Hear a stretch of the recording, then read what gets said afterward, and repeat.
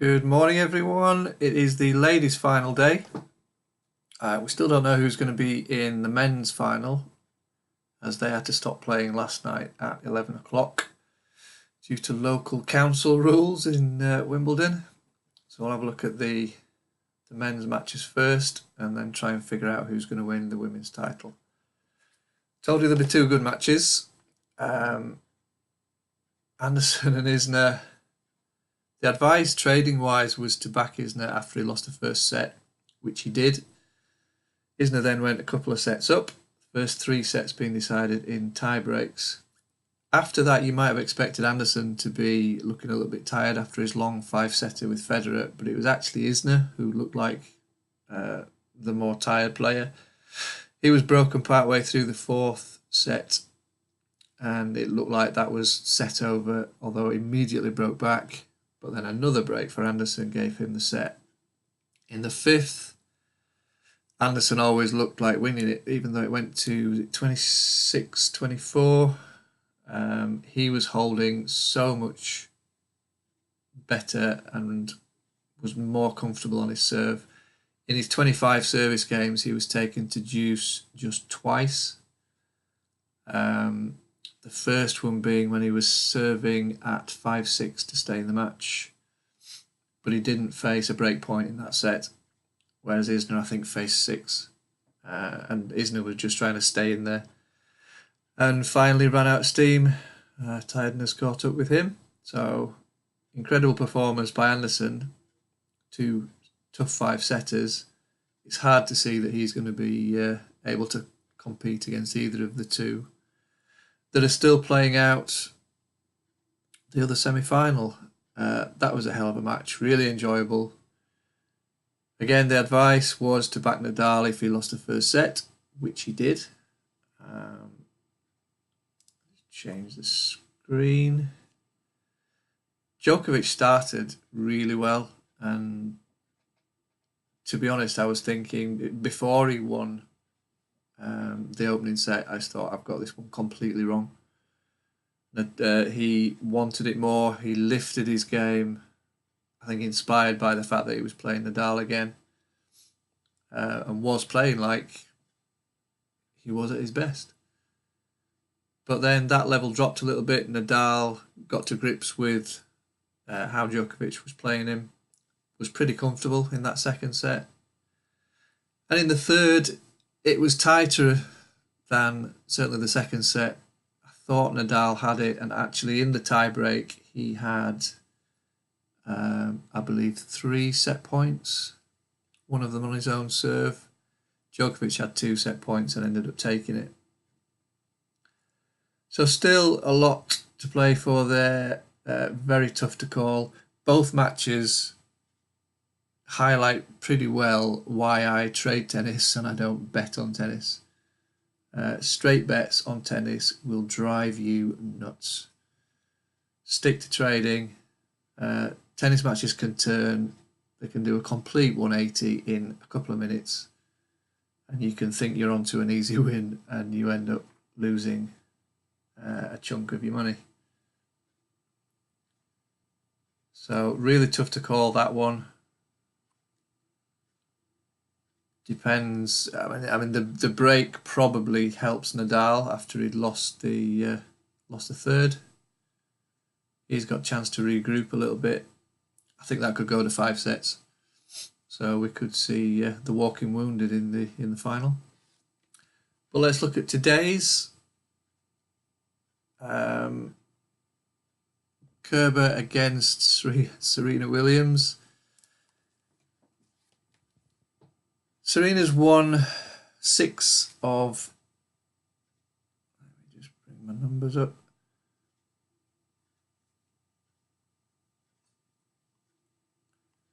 Okay, don't mess me about.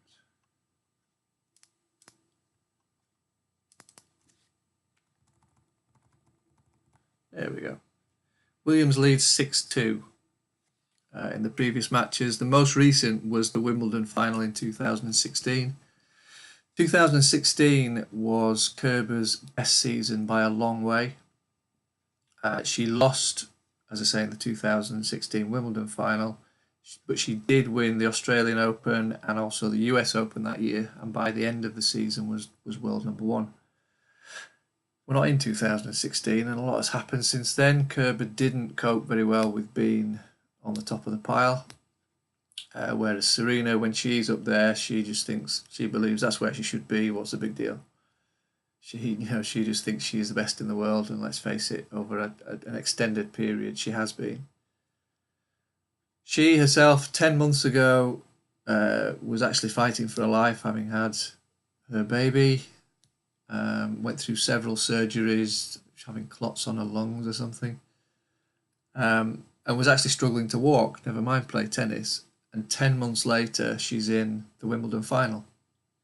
Now, herself and her family have been saying throughout the tournament, it's an achievement to get to the second week. It's a great achievement to get to the quarterfinal, to get to the semi-final. She's now in the final. How many other players could do that?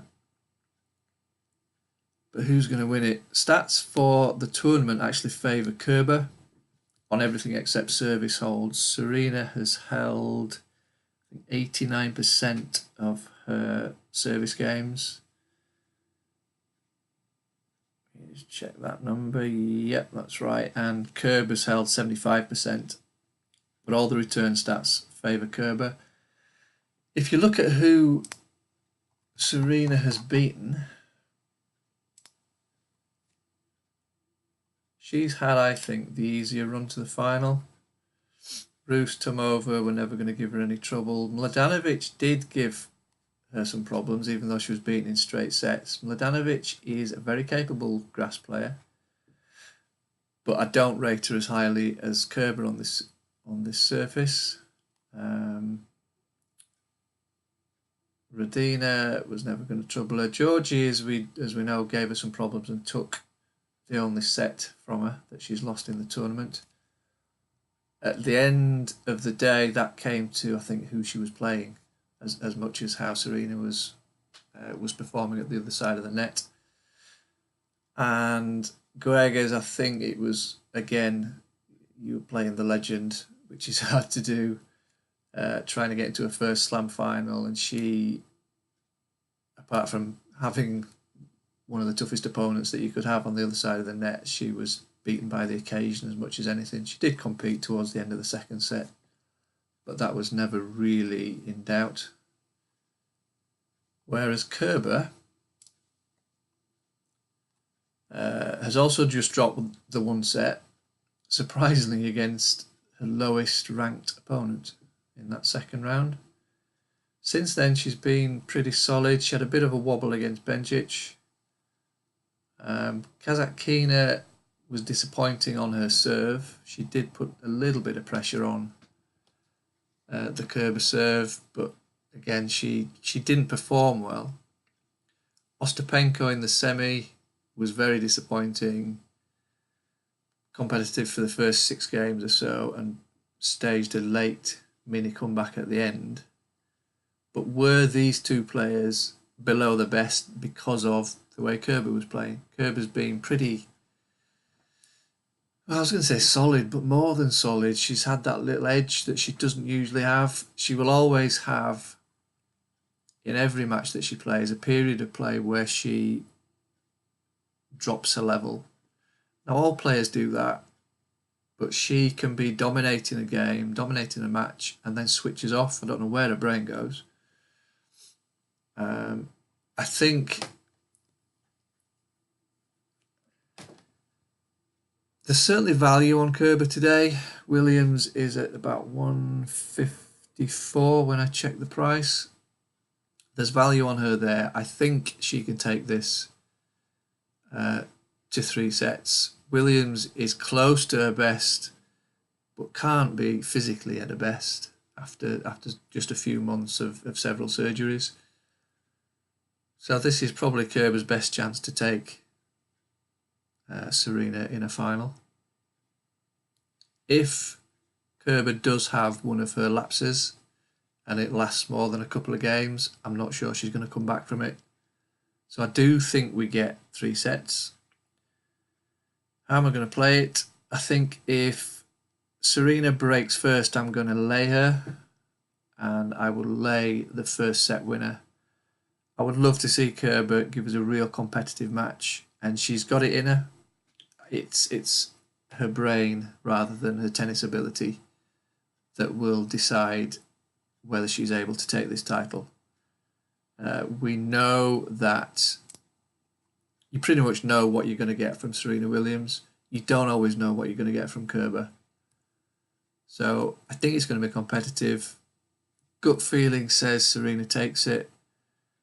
But if Kerber can have an inspired match, she's got a great chance to take the title. So that's my take on it. I'll have a look at the men's final tomorrow. And let's hope we get some profit from this one. I'll talk to you soon.